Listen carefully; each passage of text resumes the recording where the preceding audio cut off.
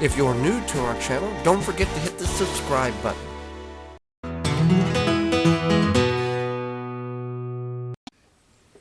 So we just happen to have a black walnut tree growing next to our sunchokes here, and we're actually going to transplant it. But before you grow any tree on your property or property that you maintain or whatever, it's good to know information. So black walnut trees are a very interesting tree in the sense that they grow very tall. They grow 50 to 100 feet tall, and many people think that a fruit-bearing tree or nut-bearing tree might bear those nuts or fruit right away, but it actually takes 10 to 15 years before this tree would actually start to bear those nuts. And alternatively, a lot of times most fruiting or nutting trees will only, nutting trees will only nut every other year. They're called biennials, and that's true for the black walnut tree.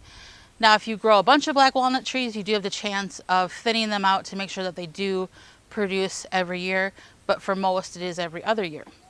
Another thing to know about black walnut trees is they produce a chemical that comes from the roots called juglong. And juglong is a natural herbicide of sorts where it kills off any vegetation, any deep-rooted vegetation that grows underneath the tree. So it's a natural occurring herbicide to help protect the roots of the tree.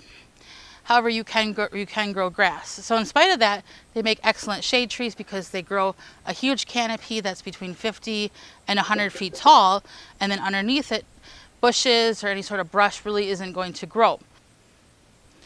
So some plants do grow underneath the black walnut tree, and you can successfully grow plants underneath the black walnut tree, but that is something you definitely have to do your research on.